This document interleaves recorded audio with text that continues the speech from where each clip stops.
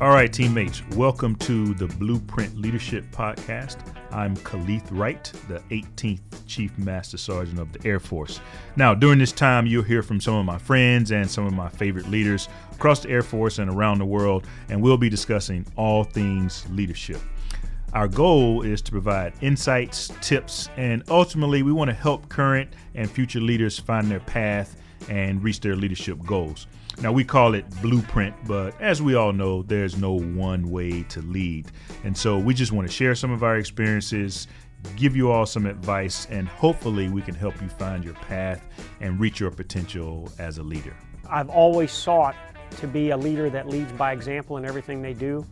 And so even though I grew up as an armored reconnaissance guy, I knew that in order to be the best, you had to go out and prove it. And that's why I chose to serve in the 82nd Airborne Division for so many years. I chose to attend and graduate Ranger School, and I chose to attend and graduate Pathfinder School, and I chose to go to the tough assignments because I wanted to be, again, that leader that was leading by example, and to show every man and woman that may be up under my influence that they have to look no further than me to be the example. Ladies and gentlemen, those were words of wisdom from our guest, who happens to be a very good friend. He is the best guest we've ever had. He's also the first guest we've ever had. It's an honor to have him. He is a personal friend who kicks our butts at PT every chance he gets. He is the Senior Enlisted Advisor to the Chairman of the Joint Chiefs of Staff, also known as SEAC No. 3, Command Sergeant Major John Wayne Troxell. Thanks, K. Wright. I appreciate being here. It's truly an honor to be here with you, my friend, but to be your first guest that you've done, that you have the confidence and faith in me being your first guest, kind of up the bar a little bit. So I'm going to make sure I'm on my A game here today. Yeah, absolutely. So we go way back, and again, thank you for all the leadership and mentorship over the years. So this is our inaugural show, and I think we should start off just really kicking right in and talking about leadership. So why don't you break down your path and how you became the third Senior Enlisted Advisor to the Chairman of the Joint Chiefs of Staff? Yeah, so I've been in 37 years now. I've been a Sergeant Major for 19 years. And when I retire, I'll have 20 years as a Sergeant Major, which generally for some folks is a career, you know. But I grew up in a maneuver, fire, and effects field. I'm a reconnaissance guy. A lot of time in the 82nd Airborne Division, a lot of time in Stryker units. But what's unique about me, and it really hasn't been a planned out career path, is that for about the last 9 years, I've been in joint and multinational types of assignments. As the ISAF Joint Command Senior Enlisted Leader in Afghanistan, part of the rebalance as U.S. Army First Corps in the Pacific, as part of the Indo-PACOM team, and then at U.S. Forces Korea prior to this job, and for the last 4 years in this job.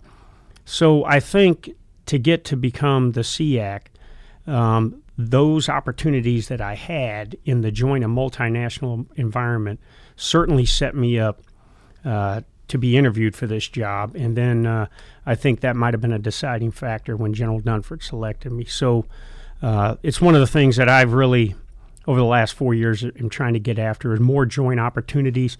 I certainly appreciate General Goldfein and your focus on developing joint leaders, which has helped us a lot. But I think we can be more predictable in the future. So potentially we could say this is the person that needs to continue on and compete as the SEAC. I think mine was more, by accident than it was by design, and but in the end it all worked out. Yeah, I'm not quite sure if it was by accident, but I appreciate the sentiment nonetheless. On your social media, I always see whenever you go out and you visit either the troops or you're doing something important for our nation, you have hashtag best job I ever had. What's that all about? I mean, what do you think makes it the best job? So, because of the faith and confidence that General Dunford and now General Milley have in me, and Secretary Carter, Secretary Mattis, Secretary Shanahan, and now Secretary Esper have in me, to be able to get out and gain the pulse of the force for them, it's allowed me to go anywhere in the world that I felt I needed to go and visit troops where that may be off the beaten path. So when I have the opportunity I've been to Syria 3 times, Iraq 10 times, Afghanistan 9 times, Turkey 11 times, and then to places like Somalia, Yemen, Libya, the Korean Peninsula, all of these places where we have troops that are either building partner capacity or they are actually engaged in combat or assuring our allies and attracting new partners. It allows me to get out and gain that pulse of the force. And if I weren't the SEAC and I didn't have, the trust and confidence of the chairman and the Secretary of Defense, I wouldn't be able to get out to some of these locations out there where we have troops, where we have airmen that are out doing yeoman's work, and you never hear about them because they're off the beaten path. Mm-hmm. So that's why I use that hashtag, because it has just given me an opportunity to have the global pulse of the force, regardless of what service it is. And that's why I use that hashtag, because this is truly the best job I've ever had. Yeah, no, I love it, and I think all of your followers love it and that can actually see it when they engage with you, whether it's on social media or in person. Now, you talked about all those trips to Syria and Yemen and many other, Turkey and many other places. That's a lot of travel, and it's a lot of overseas travel. Yeah. So how, as a leader, I think many of our listeners will be interested in, how do you maintain balance or harmony with that amount of travel that you have to do for the job? Well, you and I just talked about this before we came on air, and one thing we have to realize when you become a member of the Joint Chiefs of Staff Senior Enlisted Advisor Team, whether you're the SEAC, the Chief Master Sergeant of the Air Force, or the Senior Enlisted Leader of any of the services, that you're coming into this job for 4 years. And all of us come in, and we are going to go out and get after the mission and everything. And we forget that over 4 years, it's got to be a marathon and not a sprint. And you and I both shared that we came out of the starting blocks, moving about 100 miles an hour. Oh, man, yeah. But one thing I've learned is that I have to be predictive in how I make sure that I'm getting out and doing the things that the SEAC position requires me to do, but also that I'm putting in quality time with my family or time for me to execute an acronym that I like to use called REST. That means read, exercise, sleep, and think. And there's times that, and I'm sure you and Tanya are the same way, there's times Sandra and I will pull a calendar out and we will say, okay, this day right here, we're going to spend together. Now, I hate going out and going shopping. I'm one of those guys that, just hates going out and being but if it's a day that I can take a break from doing the duties and I can spend it as part of quality time with my wife, I'll do it. But again, it's not something I like to do, but it's something I understand that, in order to make sure that I'm balancing the time between the duties and life as, a military spouse or with my military spouse, I've got to make sure that I am cognizant of that and program in that quality time. Otherwise, it could be, a rough time at the house, Yeah. So I make sure that over the course of the last 4 years, I've kind of gotten better at it, even though the first year I was terrible at it. 270 days on the road, and and I know you're the same way as me, but I've kind of learned and I've kind of gotten better and more cognizant of making sure that I take care of myself and my family. I know one of the ways that you keep yourself in good shape and able to travel is the extensive amount of your fitness regimen, which you invite the senior leaders across the military quite often. And if people are following you on social media, they always see another hashtag, PME Hard. Can you tell us what that stands for and what that means to you? Yeah, so this was something I adopted about 11 years ago when I was part of Surge Brigade No. 4 in Iraq during the surge. And I realized in a hurry we were up against one of the most insidious enemies we've ever faced in Al-Qaeda in Iraq. And it was at the time when there was a lot of unrest amongst the Sunni and Shia population in Iraq. So it was a very rough time. And I noticed that 130 degrees out. My troops were carrying 60 to 80 pounds of kit on any given day over rough and uneven terrain. And the minute we came into theater, we were enduring about 200 attacks a day across the brigade. And I realized that bad things can happen to the best kind of organizations. And in order to be able to be resilient and bounce back and have the desired effect that we're trying to have, either in this case against an enemy or when we're trying to solve problems or whatever, that we had to have the utmost resiliency. And so PME hard, it means physically, mentally, and emotionally hard. And I think that's, so when we talk about people being tough, I think that's one aspect, but I think we need to go a little bit farther, and they need to be hard, meaning that they are not easily penetrable by conditions outside or adversity or anything like that. So I kind of adopted that in the foundation is the physical part, because I think the more healthy and fit we are, it's just a given we'll be more mentally and emotionally resilient. So I've kind of used this hashtag over the last 11 years to try and direct leaders and troops of all the services on, we got to be prepared for the worst day of our life. And that's not necessarily in a combat scenario every day. And I know you talk about this all the time to the airmen. You know, and nowadays when someone gets a no-pay due, that is a significant event in not only the service member's life, but their family's life. Or if they have an auto accident, or if just anything that happens out there, they lose their wallet or something like that, that's a significant emotional event. And how to deal with that and get beyond, okay, the event, and how do I bounce back and how do I continue to move forward? I think we've got to prepare people for the worst day of their life, and certainly dealing with death and things like that in combat, but also in everyday life. So the more physically prepared we are to deal with adversity, and the more mentally and emotionally sound we are, I think we'll be much better off. I couldn't agree more. You know, so one of the issues that I've been tackling during my time as a chief is resilience, and really kind of centered around what we call our comprehensive airman fitness pillars, and that's physical, mental, spiritual, and social. So sometimes we take for granted the importance of having a great team around you.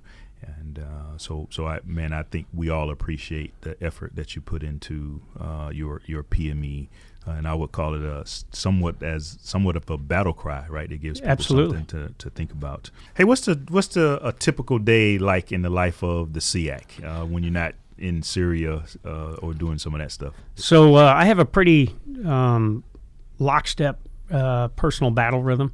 So I'm up at 3 o'clock in the morning every morning. I go downstairs, I get a cup of coffee, I go into my skiff at my house, and I get on my all three of my networks to see what's happened overnight and where we are in the critical places around the world and how the troops are doing. And after that, 5 o'clock, I'm doing PT, and I'm usually done by 6:30.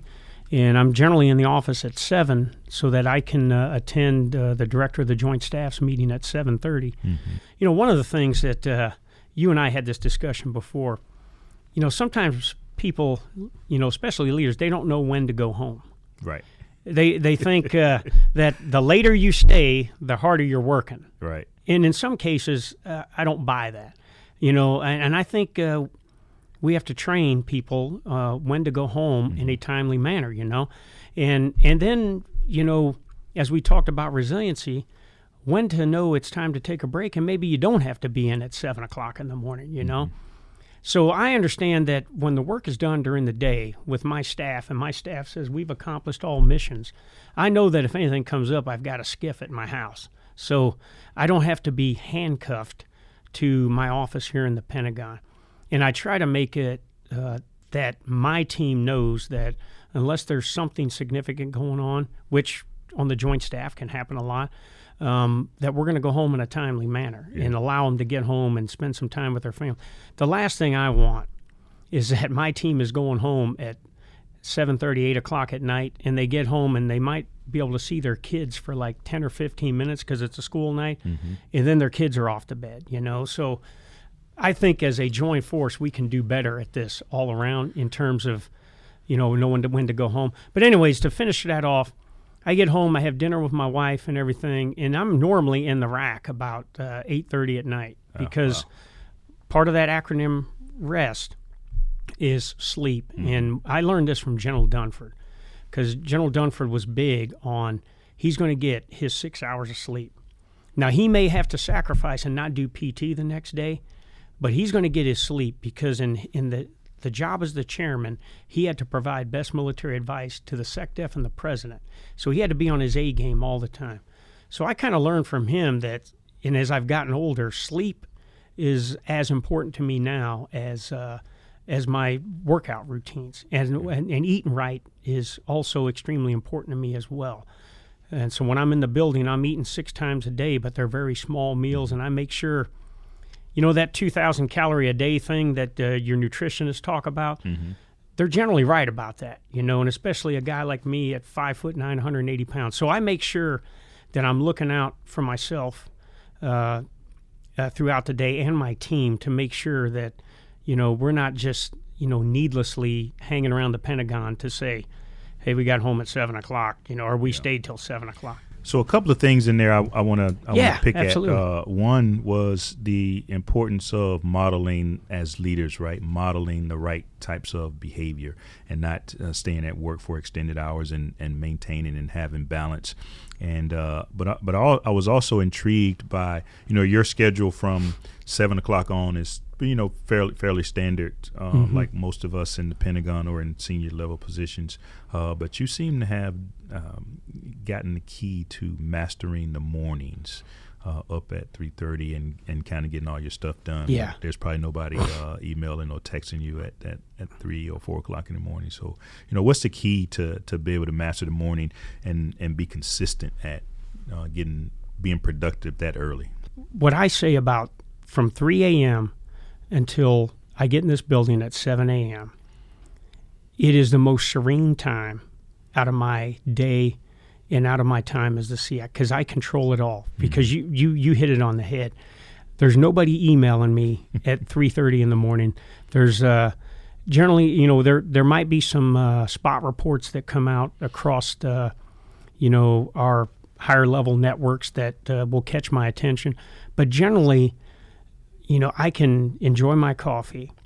I can read email. I can watch the news or whatever, and it is just peaceful. And it allows me to prepare myself for, starting at 7 o'clock when I come in the Pentagon, how all of a sudden the day is just going to speed up significantly. So that is my time to not only prepare but to reflect and just relax a little bit prior to the storm coming of what's known as working in the Pentagon. And I think you got the other part right is you're in the bed early, so you get the right amount of sleep that allows you to get up and master the morning. So, and if I could make a comment on that, sometimes leaders, carry that lack of sleep and things like it's a badge of being hard or something like that. When I see someone, a leader, especially in an operational environment, that is working themselves into a frenzy and are not getting the required sleep, I know, and you know this too because you've got significant operational experience too, that over a period of time, their performance is going to erode. And regardless of how much we talk about, I only had an hour and a half sleep last night, to me, as a leader, that's somebody I got to keep my eye on because generally, at a certain point, that's going to come back to bite them. So I think as leaders, and you talked about being the example, that we need to be the one saying, hey, get your 6-7 hours of sleep a night. Take time during the day to get your PT in. Make sure you're eating right. Nobody loves cheeseburgers better than me. And I will tell you, nobody loves going to IHOP and getting a steak omelet, better than me. But I understand that's got to be in moderation. Yeah. Because if I ate like that all the time, I'd probably be kicking myself out of the military for being overweight, So if you and I are setting the example on, this REST acronym, then I think leaders behind us will follow, and we'll be able to get after some of the challenges we have in our military. Yeah, I say you've done a really good job modeling the right behavior for all of us, so thanks for that. Man, you're the most senior enlisted person in the whole United States military. Tell me, what's the most challenging part of the job? Before you can be effective in this job, in terms of what you do as the individual, you've got to be a team player, and you've got to master the art of building a team. So, the Defense Senior Enlisted Leader Council, you and I have been on these things for 3 years now, and I think the toughest job, and I think one of the key reasons why we have a SEAC is how do you bridge the Joint Chiefs of Staff Senior Enlisted Advisors who are responsible for policy, organize, equip, and train and provide forces to the combatant commands, and those combatant command senior enlisted leaders who are responsible for employing forces in the operational environment. And the toughest thing I've had to do is to get the top 20 senior enlisted to come together and play nice with each other. Now, I say that in a joking manner because you and I have there's been a couple times you and I have had to pull somebody out and have a little discussion with them, But that's also the most fruitful part of being the SEAC, is that when all of a sudden you can take the top 20 senior enlisted, bring them together as a team, and they're all rowing in the right direction, and we've bridged this organize, equip, train, and operational environment divide. I think it's just a good thing. And I will tell you, last DSELC we had, when we did that PT session out there, and you were out there, and I put you teammates with one of our Air Force COCOM guys and one of our Air Force Combat Support Agency guys, and you guys were out getting after that. I made sure we took plenty of pictures because I was going to saturate the Air Force with this picture of their senior enlisted person in the entire Air Force, plus one of their combatant command and combat support agency guys. But, I've tried to be humble through this whole process and understand that, as the SEAC, you don't have any authority. The chairman is not a commander. Mm-hmm. The chairman is the global integrator. The chairman is, a coordinating authority in some aspects. And so I looked at my job as, I'm a coordinating element for the Joint Chiefs of Staff Senior Enlisted Advisors and the COCOM Senior Enlisted Advisors, and also try to be that conduit between you all and the Chairman and the Secretary of Defense. And so I try to make sure that I'm a team player, and I want to be teammates and friends as opposed to, some guy that stands up here and says, you guys are going to do this, you guys are going to do this. Because one, the position doesn't have that authority, but two, I don't think that's a very good way to go about business when you have the most senior enlisted in the Department of Defense and you're trying to get to an end state on whatever it might be, and you gotta have synergy and buy-in. So it's kind of hard to get there if you're stuck on yourself and you think that you're God's gift to leadership. No, I tell you, you've done a great job. I mean, we're a rowdy bunch, right? And none of us are short of opinions and thoughts about the world and the things that we all have to tackle. But I tell you, just watching you over these last 3 years in those meetings with all the senior enlisted leaders has been a tremendous learning experience for me, just taking notes on your level of patience, the way you build a team. I appreciate it. And you can be tough with us when you need to be, but mostly you allow everybody to express themselves and have their opinion, and also keep us moving in the right direction. So we appreciate that. I'm going to ask you one last question, and then we're going to turn it over to the phone lines and kind of social media. We reached out to social media and asked them to send us some questions. But last question from me was, hey, what's something about you that the forces would be surprised to know? What's an interesting fact or hobby or anything that you think people might be surprised to know about you? I'm pretty open about who I am. I've been married to my wife, Sandra, for 36 years. Yeah. We have 3 adult children. We have 4 grandchildren. But one thing, I think that has kept me grounded besides having a great wife like Sandra, is that I haven't forgotten where I came from. And I try to make sure that I can look through that lens of an airman first class or a lance corporal or a PFC. So my wife and I still love to do the things we did when we were dating. We still love to karaoke. We still love to dance. We still love to have some adult beverages in moderation. And anybody that comes to our house knows that when you show up at the house, you ain't leaving until you sing. So I'm a huge sports fan, football and mixed martial arts. UFC is, what I'm all about. Being from Iowa, I'm a University of Iowa fan. But all the years I spent at Fort Bragg, I'm also a huge Carolina Panther fan and have been there since 1995, or been that fan since 1995. So I'm a person that on duty, you're going to get 110% out of me. When I'm off duty, I'm going to spend time with my family. We're going to enjoy ourselves, and we're not afraid to laugh at ourselves. It's okay because, it's not American Idol, it's karaoke, and then if we don't mind going out and, and going to an event or going to a club and dancing and relaxing and enjoying ourselves. Because, as I promote this PT and stuff like that, but, if you work hard, you train hard, you fight hard, it's okay to relax and take your time and play. Man, I recently had a bad karaoke experience. I should have been coming to your house and practicing. Well, being who you are, and people that know I love karaoke, I got like 12 spot reports on the K. Wright karaoke experience. And it went from senior airman all the way to command chief master sergeant that were sending me these reports. Yeah. Well, one of the things that I took away from the experience was, and I joked, it was just a bad experience, right? Because I can't sing. But I joked with the crowd at the time that, hey, this is my shot at being vulnerable.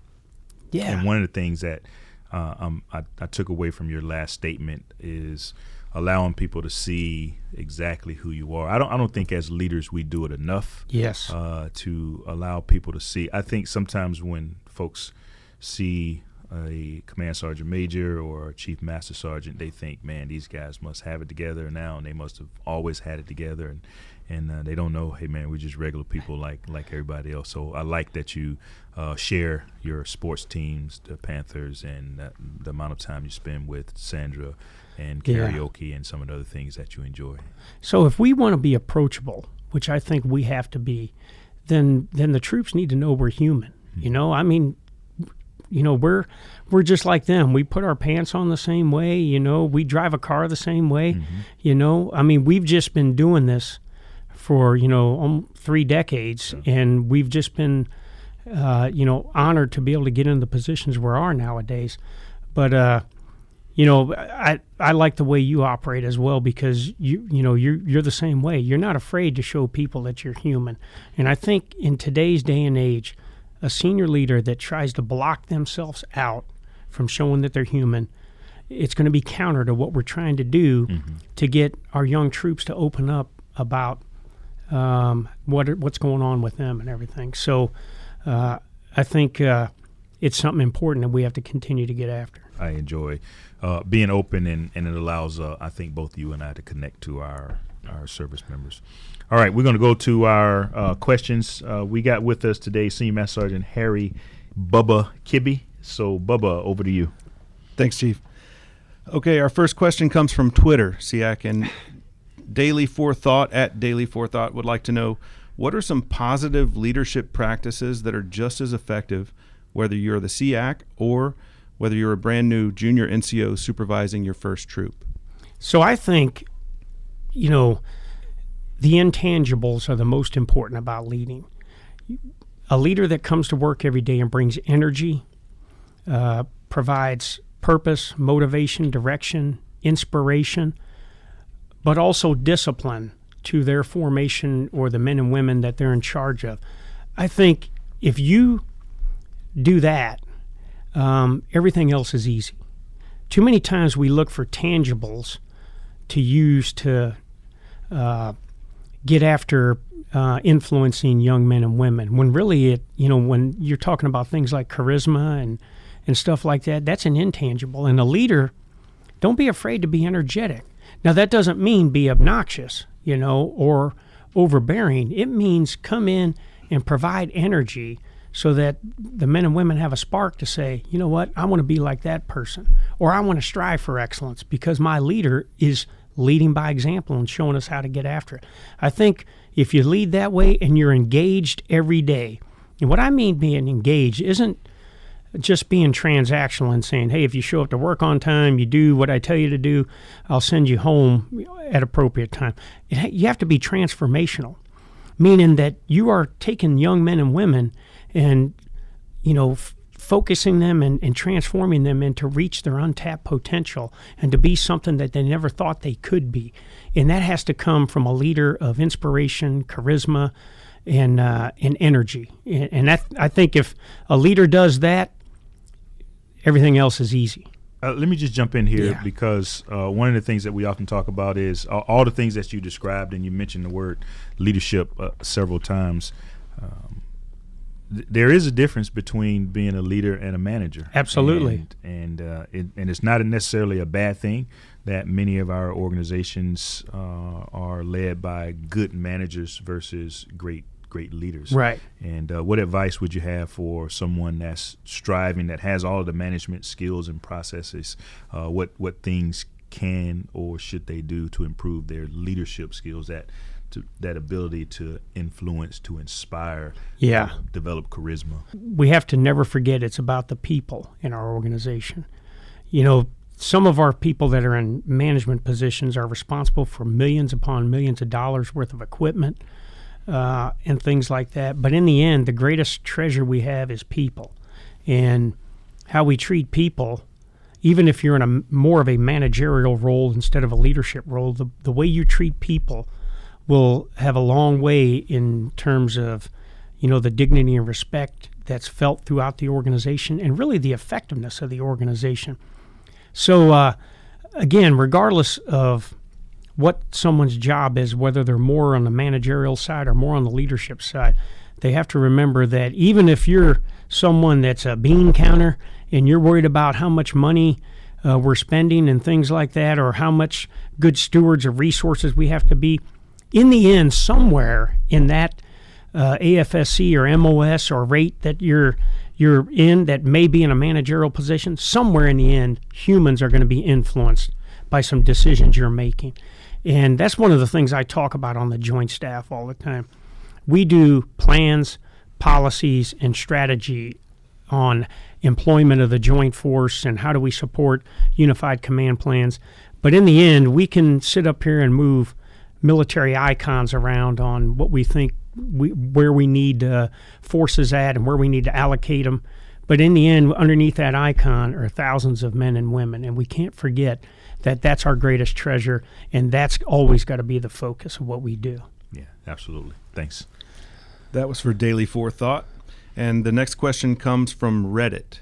And Reddit is an anonymous site, so people have some pretty creative usernames. This question comes from Goldfish Suit. Goldfish Suit would like to know, what new thing have you tried this year that failed, and how often do you fail? I fail quite often.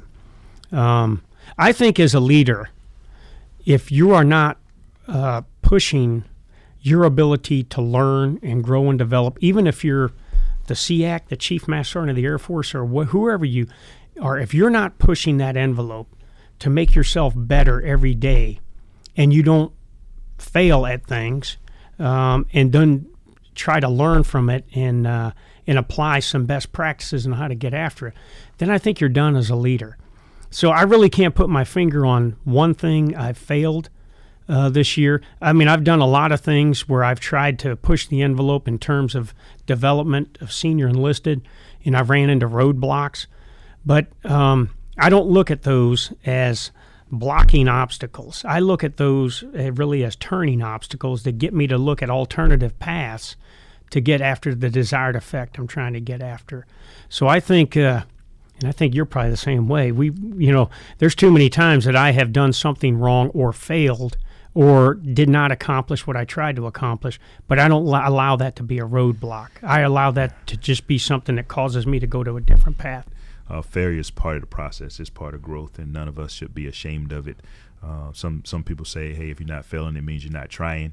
But I would say it's certainly as leaders, no matter what level you operate, you have to be bold. You have to take some risk, and you have to not be afraid of failing. You just got to be able to dust yourself off. And some of the things that SEAC talked about earlier, the physical, the mental, the emotional, his PME hard concept really helps when you fall on your face. It helps you be able to pick back up and keep moving through whatever the challenges might be. So. And if I could just add on, sometimes in these jobs, because of circumstances, because of commitments and everything, you can almost feel yourself being in quicksand. Not literally in quicksand, but figuratively, and you may not see it because you are so focused on getting to the objective on whatever you're doing. I'll give you an example. It was 2 years ago that in the month of June, I spent, out of the 30 days in June, I spent 29 on the road. I was gone for 12 or 13 days. I came back for 1 day with my family and then went for 17 more days over into Eastern Europe in places like Ukraine, Romania, Poland, and places like that. And I was about the halfway of that second trip, so about 3 straight weeks on the road. And my public affairs NCO at the time, Master Sergeant Rob Couture, and I were in a hotel in Kyiv right after we had done, all of our engagements. And we were going up to our hotel room, and he says to me, "Hey, SEAC, you think we bit off a little bit too much on this?" And I said, "Hey, absolutely not. We're all good and everything." And then it was about 2 days later, and I just felt this crush of just being exhausted and, emotionally drained and everything. So here we were back on the hotel elevator going back up, and I said, "Hey, I think you're right, and I think we got to get better at our time management here as we move forward." So sometimes we as leaders may not see it, which is why we hire these all-star people on our staffs to advise us when we think we're taking on too much. Okay, sir, our last question comes from Unbound Redditor, who has a badge, is a cyber systems operator. They'd like to know, how can leaders at all levels become more involved in their troops' lives without being overly intrusive and break the mentality that this is just a job? For example, leaders being leaders instead of managers with quotas. And I believe you kind of addressed it earlier, but if you wouldn't mind elaborating on that. So one of the things I used to, and I still use it today, at all levels, I would tell my troops that I was responsible for. I said, "Look, I love you as much as I love my children. So if I'm getting in your butt, it's out of love. It's not out of hate. Okay? I want you to be the best that you can be. I want you to live your life to the best that you can be. So if I'm coming into your barracks or dormitory room to check on you, it's because I care about you. It's not because I want to be this overbearing jerk that just wants to invade your privacy all the time." Too many times we have risk-averse leaders that feel like, well, I'm imposing on the troops here. And I know when you and I grew up, we had folks in our barracks and dormitories every day, or they were checking my automobile out every day. My leaders were checking my automobile out. And even back then, and K. Wright, I'm sure you're the same way, I didn't look at it as, man, this guy's really taking care of me. I was like, man, why is this guy on my butt? And until I started becoming a leader and I saw it was because they cared about me.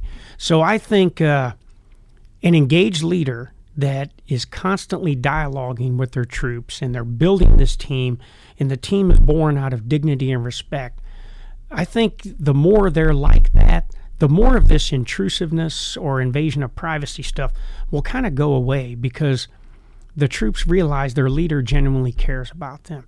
And I think that's what we have to do to get after this, because you'll be amazed at what you can find out when troops are in their off-duty time, and they might be in the dormitories of the barracks, or they might be off, in some of the places they hang out.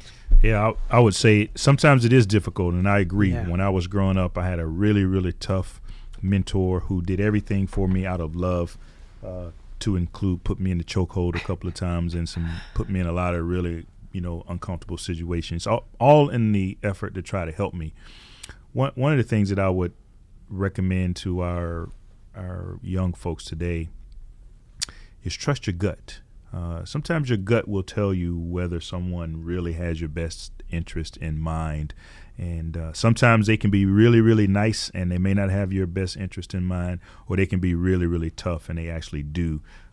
They bring that tough love and they want the best for you. So sometimes you just got to trust your gut and trust that people are doing the right things and they're trying to get you to a better place in your life and in your career.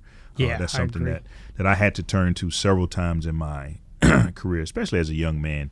Is, man, what is going on? What is this guy's angle? But whenever I would go to my gut, it would help me kind of understand. Okay, I don't like it, but he has my best interest in mind. Okay, thank you for sending in those questions. For our listeners out there who would like to engage, you can find us on Facebook. On Facebook at CMSAF Official, Reddit at Team18 OCMSAF, and on Twitter at CMSAF18. Yeah. All right. Thanks, Harry. Thank you. So this is a huge military issue and certainly a big issue for us in the Air Force that we've been dealing with suicide. So for the last 5 years in the Air Force, we've been right around 100 or so suicides, plus or minus one or two. This year, we're mid-October, and we're already at about 112. I think we had 2 maybe over this weekend. And what are your thoughts on how we can keep our service members from choosing suicide as an option? So this is a great question, and I'm with you. Over the last 4 years, looking at all the services, suicide rates, just when I think we're trending in the right direction, all of a sudden we go in the opposite direction. And here's one thing I've learned in 37 years of service and the last 4 years doing this job, is there are stigmas still out there in terms of troops wanting to get the help that they think they need. And we have to understand that as much as we focus on this physical health and resilience and everything, this behavioral health is a huge issue. And it's just not with the young troops. Throughout the ranks, this is something that we have to be cognizant. We have to accept it, that sometimes people may need some help. Mm-hmm. And whenever we, marginalize that behavioral health is a problem as leaders, or we tell people, hey, just suck it up. I mean, don't get me wrong. Sometimes people, just need to suck it up. Right. But we have to be cognizant of this, and we have to accept the fact that having behavioral health issues is something that is very prevalent in our armed forces. And I go back to this engaged leadership style. The more we are engaged as leaders, and the more we accept that if a troop says, hey, I think I may need some help, and we as the leaders make it our priority to get them the right help, I think the more we'll be able to get after this. You and I have sat on, I don't know how many panels looking at this, how many different, analyses that have been done to say, hey, here's what we need to do to get after this and everything.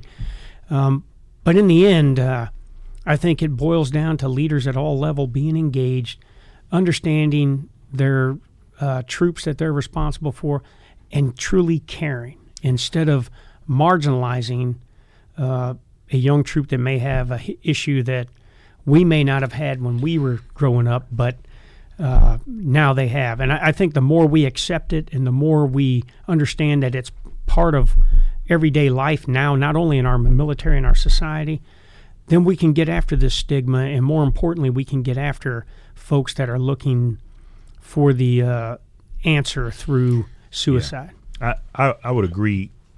We've made some strides in reducing the stigma. I'll just speak about the Air Force, and mostly from a model that we got from SOCOM, the POTF, Preservation of the Force and Families, by embedding some of the helping agency resources into the units and kind of normalizing mental health, behavioral health, making it normal for the commander and command sergeant major or the commander and the chief to go see the behavioral health folks and ask for help.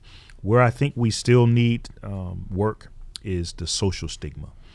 So people don't fear as much. They still do a little bit, but they don't fear as much that if I ask for help, I'm going to lose my clearance. I'm going to be deniffed, not be able to fly, or not be able to go to combat, or not be able to arm up.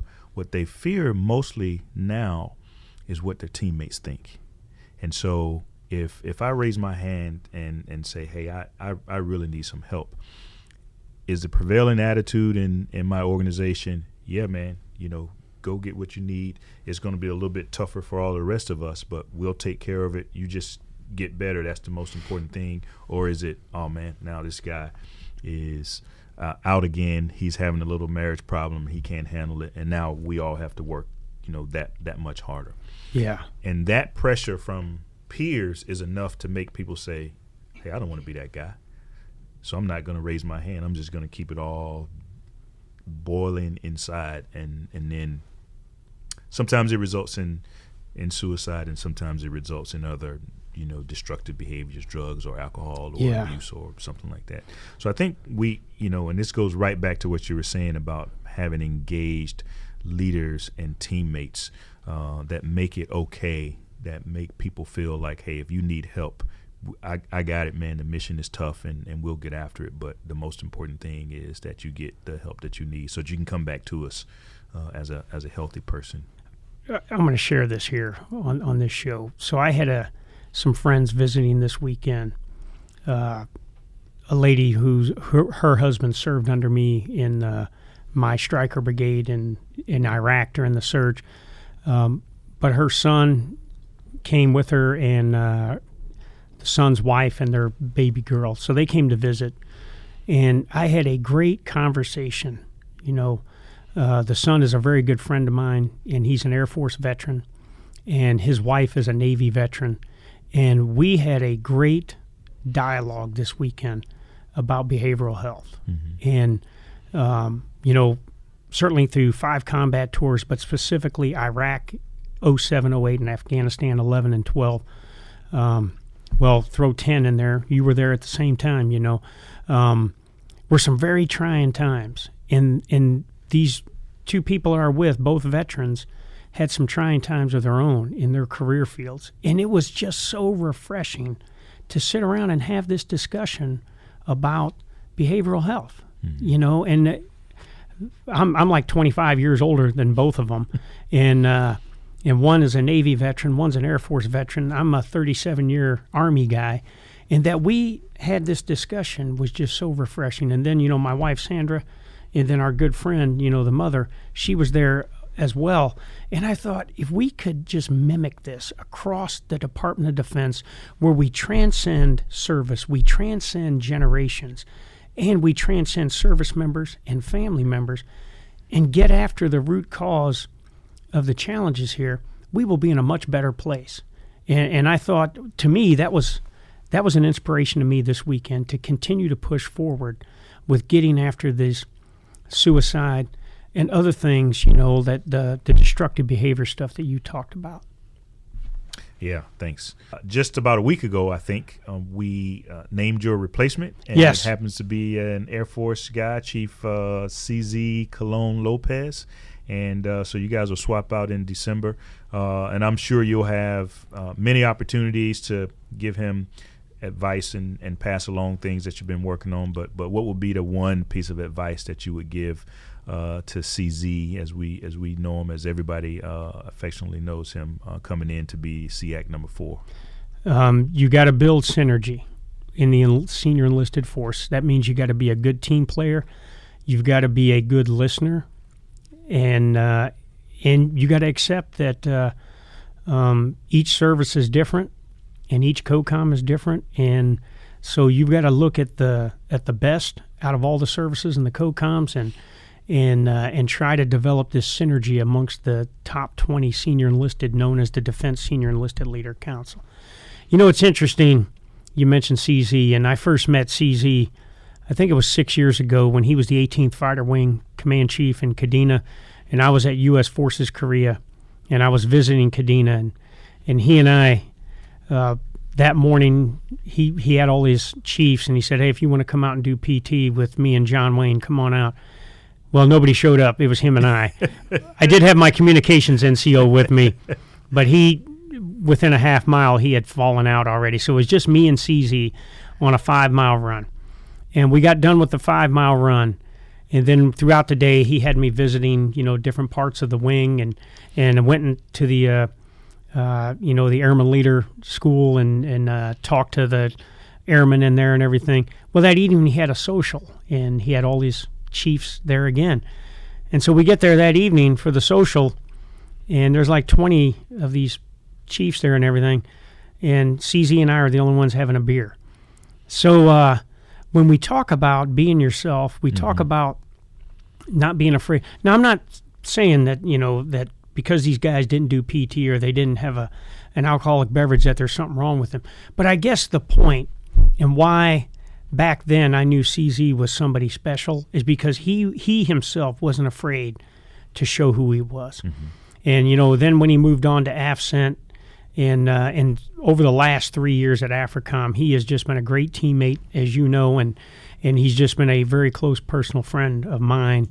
And I think he is the exact guy to come in and replace me. The work that he's done on the African continent with the African nations in terms of their enlisted development and their NCO empowerment is just an example for the world to see. So I'm excited that he's replacing me. Yeah, no doubt. He's going to be a great replacement and continue on the great work that you've been doing.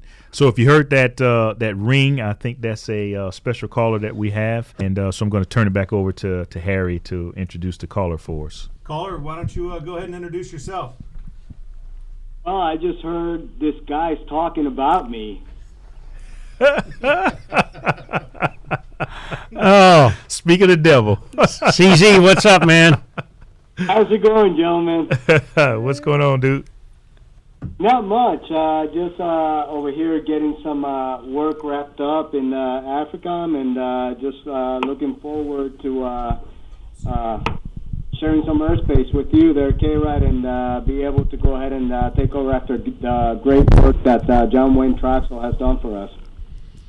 Yeah, thanks, man. It's great. I was just asking SEAC if he had any words of advice for you coming into the job, and he talked a little bit about your background and how you guys met. I didn't even mention that CZ and I we got into the command chief business at the same time. I think it was either 2011 or 2012. And so we've been colleagues and friends ever since, and everybody's pretty excited. Somebody stopped by the office this morning and was excited and asking about when you were arriving. So, man, everybody's pretty excited, and so we'll be not necessarily the first, but the first on this podcast to say congratulations to you as SEAC number 4. Very much appreciated, and we're definitely looking forward to the honor of filling the position as an airman. The other thing is, with leaders like yourself and the other service senior enlisted leaders, and the hard work of the current SEAC, John Wayne Troxell, definitely big combat boots to fill, man, but we're up to task. Hey, man, what are you most excited about coming into the job? I think it's an opportunity to continue to influence the decisions and the courses of action that affect the enlisted force, across the services. Clearly, that has been the most exciting thing about being a command chief, is to be able to affect change. And I think that change is going to be a constant, it's going to be needed.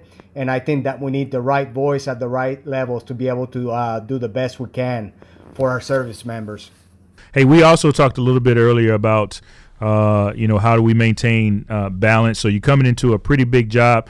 John kept about a 270-day travel schedule.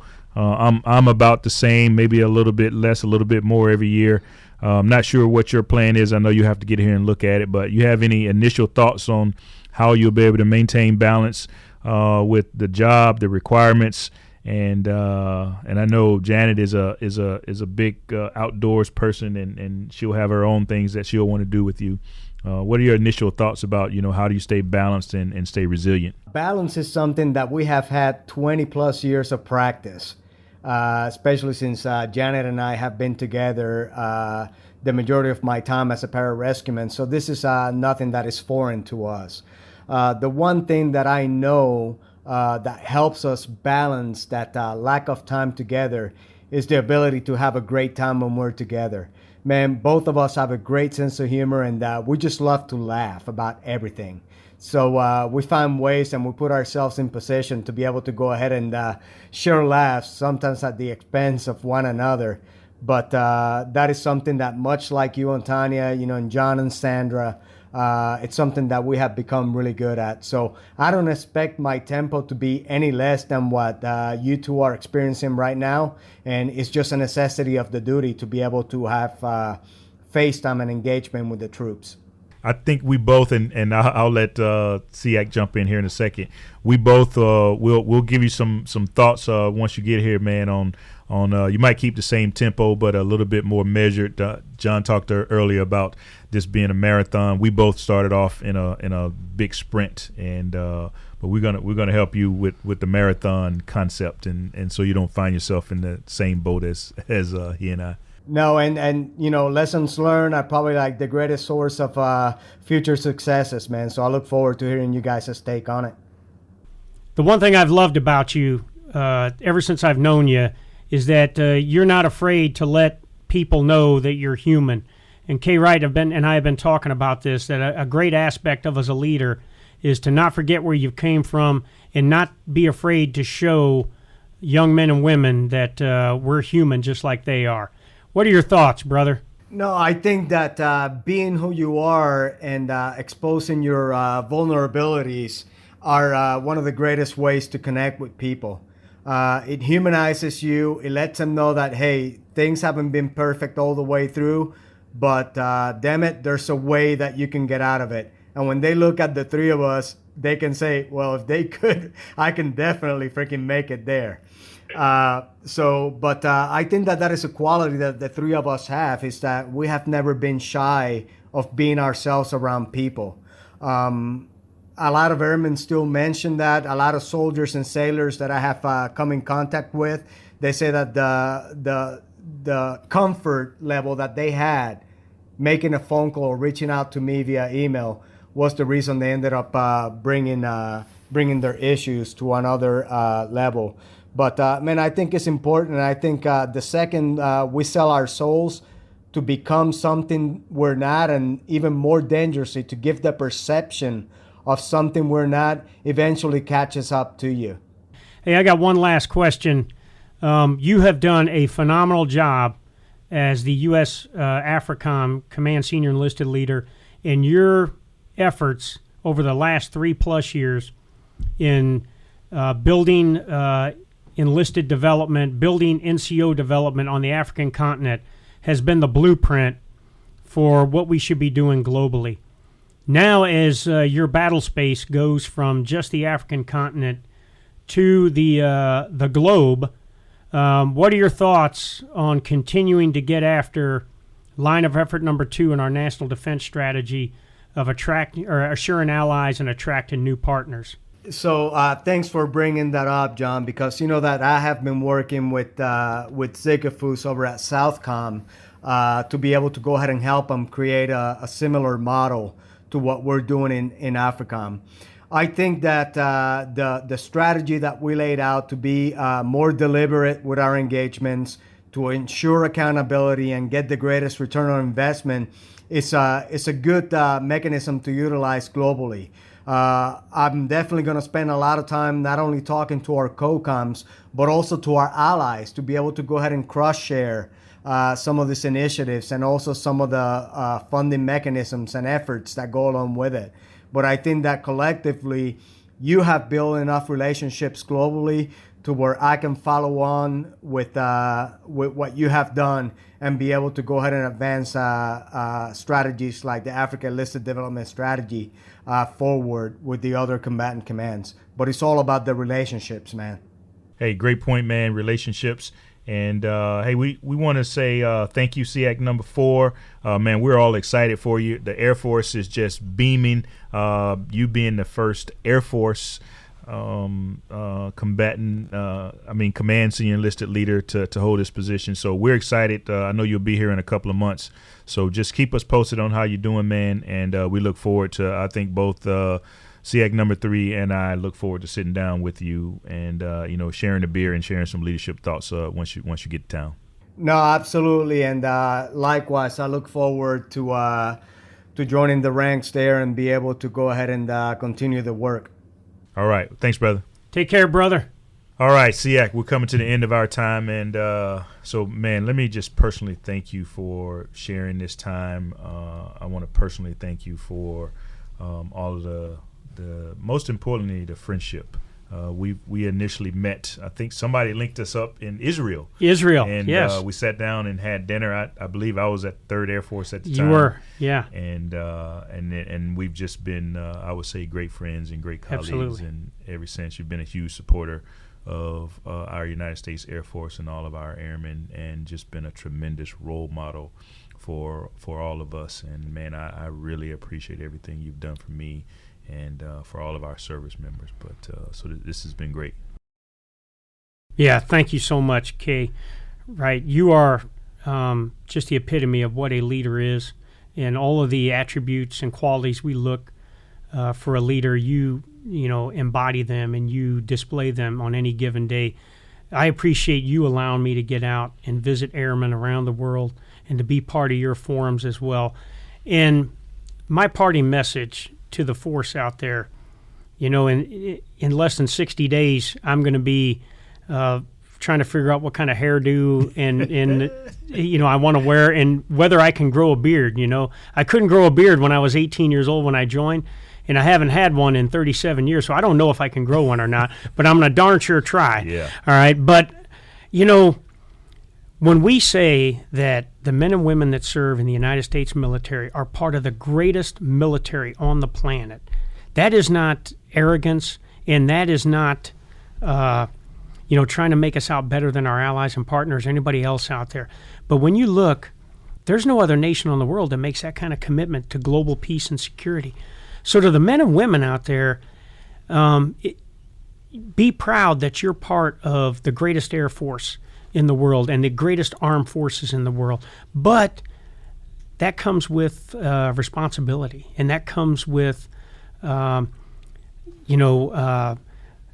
duties that say every day you got to be striving for excellence. You got to continue to get better every day. As we've talked over the last hour plus, you got to get better every day, and you can't settle for just good enough. You got to continue to get better. So I would tell you, to the force out there, I know 3 things. I know we have the greatest military in the world.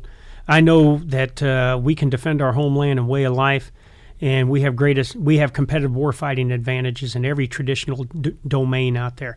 But again, that comes with responsibility. And when I walk away on 13 December, I am going to be the biggest fan of this United States military, because I know we're in great hands as we move forward, because we've got great leaders, we've got great men and women. They're going to carry this military far beyond SEAC 3 time and CMSAF 18 time. You know what I mean? So thank you so much for your leadership. But more importantly, thank you to you and Tanya for a friendship that you've shown Sandra and I. And I look forward to bourbon and cigars in the future when we're both working on our hairdos. Yeah. So thanks a lot. Yeah, man. You heard it here first. SEAC number 3 said it best. If better is possible, good is never enough. That's right. And you are your greatest competition. So this, once again, this has been the Blueprint Leadership Podcast. And I want to thank our first and very special guest, the senior enlisted advisor to the chairman, Command Sergeant Major John Wayne Troxell. Thank you very much. We appreciate Air you. power. All right. Hooah.